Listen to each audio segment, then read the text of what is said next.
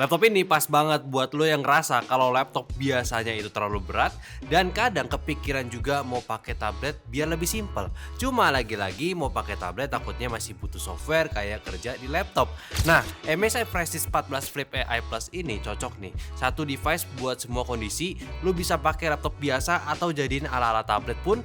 Tapi yang penting, laptop ini cocok buat lo gunakan di mana aja karena laptop ini compact buat lo pakai sehari-hari. Dan kira-kira sebenarnya apa nih si MSI Prestige 14 ini? Sesuaikah dengan harganya? Apalagi laptop ini kan udah gunain CPU Intel terbaru nih ya, yaitu Intel Panther Lake nih. Pertama-tama, buat lo yang penasaran laptop MSI kan biasanya banyak dipilih buat laptop gaming. Nah, MSI Prestige ini itu apa sih? Ya, apakah laptop gaming juga? Jawabannya laptop ini tidak khusus untuk lo untuk bermain game, tapi untuk lo bekerja secara profesional ya. Jadi ini laptop ini khusus dan sama untuk para pro juga. Tapi pro-nya ini level kantoran, atau yang lebih mudahnya ini laptop khusus bisnis and productivity ya. Jadi seperti entrepreneur muda yang kerjanya mobile, content creator, atau ya businessman yang ingin terlihat lebih berkelas. Karena sih kalau kita bahas soal desainnya, MSI Prestige 14 AI ini ngebawa laptop convertible flip yang menurut gua cukup comfortable buat dipakai di berbagai skenario. Tapi stylenya itu tetap mewah. Dan mekanisme Engsel 360 derajat ini pun ngebuat penggunaannya jadi punya fleksibilitas yang lebih. Mau dipakai sebagai laptop biasa buat kerja bisa, diberdiriin pakai 10 mode ya buat nonton ataupun presentasi, atau bahkan dilipat penuh jadi tablet mode juga masih bisa. Uniknya lagi, MSI juga nyediain nano pen ya, yang penempatannya bisa ditempel langsung di body case bawah laptop lewat mekanisme magnetnya. Jadi kalau lagi nggak dipakai, stylusnya bisa disimpan lagi biar nggak gampang hilang. Dan penggunaan nano pen ini akan sangat terpakai ketika lo lagi di mode non laptop. Form factornya juga berasa high class sekarang ya, karena nggak seperti laptop MSI mainstream lainnya yang punya engsel ini nggak ada jiglinya ya, berasa kaku tapi masih tetap smooth. Cuma memang butuh sedikit effort buat ngebuka layarnya di awal karena ada sistem magnet yang ngelock laptopnya biar layarnya itu nggak gampang kebuka. Material body kerasa kokoh, lapisan matte premium, dan yang gue suka adalah itu nggak fingerprint magnet. Feel ngetik di keyboardnya pun juga lumayan enak, key travelnya terasa cukup jelas, dan area touchpadnya juga sengaja dibikin lebih luas biar nyaman buat navigasinya. Walaupun memang belum dapat teknologi haptic touchpad ya, yang jadinya kliknya ini masih mekanikal. Tapi jujur buat gue ini masih fine-fine aja. Lagian kan MSI juga nambahin satu mekanisme tambahan di touchpadnya. Jadi selain buat navigasi biasa, area ini juga bisa dipakai buat shortcut gesture ataupun fungsi tambahan. Lu bisa lihat lengkapnya di software MSI Center ya. Nah, masuk nih bagian layarnya. Laptop ini pakai panel OLED 14 inci dengan resolusi 1920x1200 dengan rasio 16:10. Secara karakter, layar OLED memang punya keunggulan di warna kontras coverage yang warnanya itu bahkan bisa sampai 100% DCI P3, dan akurasi warnanya juga terbilang udah cukup akurat. Cuma memang masih ada beberapa poin yang mungkin bisa jadi bahan concern, seperti refresh rate-nya masih di 60Hz, dan bezelnya juga ya bikin gue sedikit gemes sih karena setiap sisinya masih agak sedikit tebal ya. Lain dari itu ya kayaknya udah nggak ada komplain dari gue, karena kalau udah masuk ke real usage-nya gue bisa bilang kualitasnya sih udah jauh di atas kata baik ya. Buat lo kerja digital, main warna udah aman, apalagi buat nikmatin konten-konten video podcast, edukasi internet ya, atau movie pun juga udah sangat aman. Buat audionya sebenarnya nggak berasa terlalu spesial juga menurut gua. Cuma memang karakter suara yang masih cukup tipikal laptop tipis aja, mid dan treble-nya lebih dominan, sementara bassnya itu nggak terlalu terasa dalam. Walaupun begitu, separasi suaranya gua rasa udah lumayan rapi lah. Jadi waktu dipakai nonton film atau dengerin dialog, suaranya nggak sampai terasa pecah walaupun volumenya dinaikin cukup tinggi. Jadi secara keseluruhan sih, buat ukuran laptop convertible tipis seperti ini ya, kualitas audionya masih bisa dibilang cukup proper buat konsumsi media sehari-hari. Lalu soal port fisik, di sini ya menurut gua udah lumayan cukup lengkap. Dikasih 2 USB Type-A, USB 3.2 Gen 2, 2 Thunderbolt 4 yang udah disupport DisplayPort dan juga power delivery. Dan gak lupa juga MSI nyediain HDMI 2.1 dan audio jack combo buat pengalaman media yang lebih advance. Cuma buat lo yang sering pakai SD card, sayangnya di laptop ini memang belum disediain SD card reader bawaan. Jadi kalau lu emang butuh banget ya lu mesti tambah dongle ya lagi-lagi ya tambahan doang lah. Dan juga buat koneksi wirelessnya, laptop ini udah pakai Wi-Fi 7 dari Intel Killer BE175, ditemani juga sama Bluetooth 6 ya, yang secara teori harusnya punya bandwidth lebih besar dan latensi lebih rendah dibanding generasi sebelumnya. Ada juga beberapa sensor tambahan di laptop ini, kayak misal ada ambient light sensor, gyroscope, accelerometer, sampai magnetometer meter. Dan emang biasa ada di laptop convertible kayak gini, jadi buat auto rotate layar dan auto adjust brightness-nya secara otomatis ya. Bahkan ada adaptive color sensor juga yang bisa bantu nyesuaiin warna layar biar tetap nyaman dilihat di kondisi lighting yang bervariasi agar mata tetap nyaman pakai laptopnya. Dan dari sisi security-nya juga, MSI juga cukup serius nih karena selain ada fingerprint sensornya di laptop ini, juga dilengkapi sama DTPM 2.0, Microsoft Pluton Security sampai standar Secure Core PC ya. Dan gak lupa juga webcam shutternya yang bisa nutup kameranya secara fisik kalau lagi nggak dipakai. Nah, unit yang kita pegang ini sekarang itu udah pakai Intel Core Ultra 9 386H ya, prosesor generasi terbarunya Intel yang masuk ke lineup Panther Lake ya. Dan CPU-nya ini punya total 16 core dengan kombinasi performance core dan juga efisiensi core yang memang didesain buat ngehandle workload modern yang makin kompleks nih. Untuk RAM laptop ini pun juga dibekali sama 32GB LPDDR5X yang udah onboard.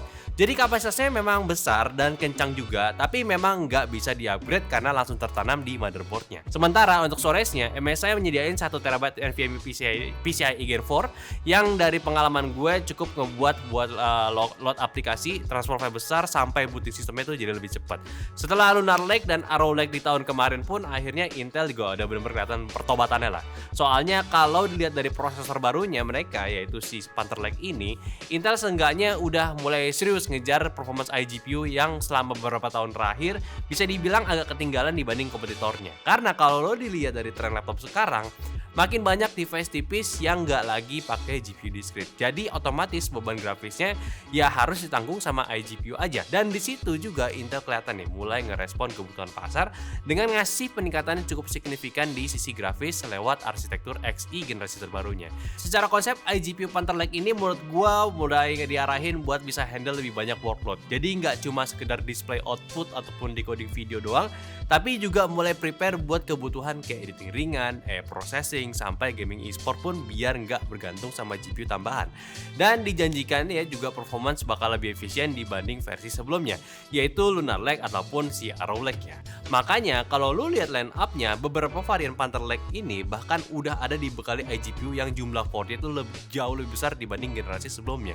Cuma case yang kita dapat agak unik, soalnya laptop yang kita review ini pakai Intel Core Ultra 9 386H dan varian yang satu ini justru punya konfigurasi iGPU yang lebih kecil dibanding beberapa model lain di seri yang sama. Jadi secara grafis dia ini literally cuma ngandelin Intel grafik bawaan prosesornya aja. Padahal kalau dilihat dari spesifikasi prosesornya ini sebenarnya tuh punya potensi yang lumayan gede. CPU-nya sendiri totalnya 16 core dan bahkan dari sisi konektivitas dia itu dibekali 20 PCIe lane ya. Yang artinya secara desain chip ini sebenarnya cukup ideal kalau pairing sama GPU discrete tambahan. Tapi di sisi lainnya pas gue cobain sendiri performance-nya ternyata nggak bisa dibilang jelek juga.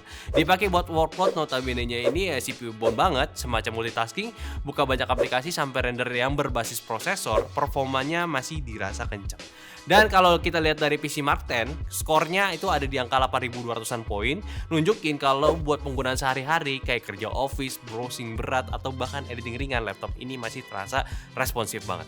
Dan sejauh ini, gue udah bisa menilai dari ukuran laptop tipis, performanya ini tuh cukup terbilang oke, walaupun masih ada beberapa notch buat MSI-nya. Karena kalau kita lihat dari hasil stress test Cinebench R23 yang dijalanin sampai 10 kali, performance CPU-nya itu memang sempat nyentuh skor tertinggi sekitar 18.000-an poin. Tapi setelah beberapa run, performance-nya itu mulai turun dan akhirnya stabil di kisaran 16.000-an poin.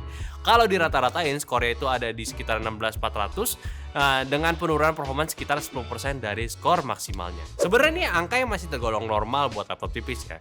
Karena biasanya sistem pendinginan di chassis seperti ini tuh memang nggak didesain buat nahan beban CPU berat dalam waktu yang lama. Jadi ketika prosesor dipaksa kerja terus-menerus, sistemnya ini bakal otomatis turun performance sedikit supaya suhunya tetap aman. Dan kembali juga soal iGPU-nya, yang jujur bukan bermaksud gua ngebelain atau bertentangan sama statement gua soal ya keterbatasan performance grafisnya. Cuma kalau dilihat dari perspektif yang lebih realistis, Intel grafik di sini masih terkesan make sense buat laptop yang didesain memang tipis dan fokus penggunaannya itu ke produktivitas. Karena workload yang biasa dijalanin di device kayak gini kan juga nggak selalu berat di GPU aja. Kebanyakan lebih ke kerjaan sehari-hari lah. Dan dari coba-coba gue juga buat pakai ini laptop untuk skema gaming dan editing, ternyata hasilnya udah mumpuni. Bahkan selama gue ngejalanin ini, semuanya fully performance, suara dari kipas saya cenderung gak terlalu bising di telinga gue. Cuma yang bisa jadi concern lagi nih ya, lagi-lagi soal thermalnya, dimana pas gue lagi main game, suhu di area tombol W itu berasa hangat di jari, tapi apakah ada throttling atau enggak? Ya sebenarnya gue sih nggak ngerasain sama throttle-nya ya, sama sekali throttle-nya mah ya. Dan dari MSI sendiri pun juga sudah menggunakan sistem vapor chamber cooling di laptopnya ini dengan 2 buah kipas yang diposisikan sejajar. Jadinya ini udah cukup baik lah dari segi pendinginan laptopnya. Dan yang spesial di sini juga, MSI klaim baterainya pun juga bisa tahan sampai 30 jam pemakaian dari kapasitasnya di 81 watt hour. Tentunya ini udah mereka sesuaiin dengan skenario pengetesan mereka sendiri.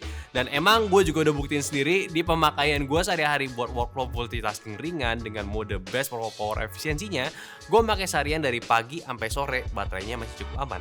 Bahkan masih nyisa saat malam hari ya. Ya lagi-lagi untuk penggunaan orang masing-masing kan berbeda juga kan. Jadi setidaknya sudah dikasih kapasitas baterai yang besar aja sih.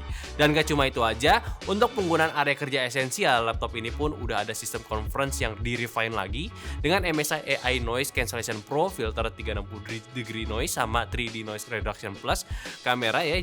Jadinya lu bisa mendapatkan kualitas audio dan visual yang lebih baik saat VidCon dengan lawan bicara lu. Which is ini penting apalagi untuk di kondisi minim cahaya dan juga di area ramai seperti cafe. Tapi yang terpenting lagi sih ya, untuk cek MSI Center aja buat maksimalin lagi settingan laptopnya agar bisa disesuaikan dengan penggunaan lu. Lo mau extra performance bisa, atau irit baterai ya bisa diatur lewat aplikasinya. So kesimpulan gua, apakah laptop ini menarik? MSI Presence 14 Flip AI Plus ini ya tergolong laptop yang dikhususkan untuk user yang sudah level up di bidang kerjaannya. Yang mungkin dulunya sering gunain MSI modern gitu ya, bisa dipakai untuk apa aja laptopnya, dan sekarang ingin laptop yang lebih serius dipakai kerja, bisa nih. Secara tipe pekerjaan sekarang lebih mobile kan, lebih banyak pindah tempat, butuh performance yang kencang juga tetap ya. Namun gak perlu khawatir soal baterai, ya MSI Presence ini sebenarnya bisa jadi pilihan. Ditambah flipnya pun juga bisa kasih ekstra cara penggunaan yang lebih fleksibel agar lu nggak cuma gunain laptop dengan cara konvensional, namun bisa sharing ke rekan kerja yang terlihat lebih prepare dan untuk presentasi juga. Ya all in one package lah, apalagi disematkan juga sama Intel CPU yang terbaru yaitu Intel Panther Lake yang udah nawarin teknologi yang fresh juga. Jadi ini sangat-sangat bisa lah dikonsider, dan dengan harganya di sekitaran 24 jutaan, extra coverage accidental damage protection yang mencakup nggak sengaja jatuh, ketimpaan air, sampai voltase yang bikin rusak laptopnya tetap tercover selama 1 tahun juga, jadi ya no worry pula lah. Menurut kalian gimana sama laptop yang satu ini? Apakah kalian tertarik? Ya kalau mau beli langsung aja cek di YouTube Shopping kita ataupun di deskripsi kita, karena kita udah pilihin logo terbaik buat kalian. Dan seperti biasa juga kita diskusin aja laptop ini, apakah laptop ini menarik atau tidak? Ya komen aja di bawah. Dan terakhir jangan lupa untuk nonton video nyantai selanjutnya. Bye.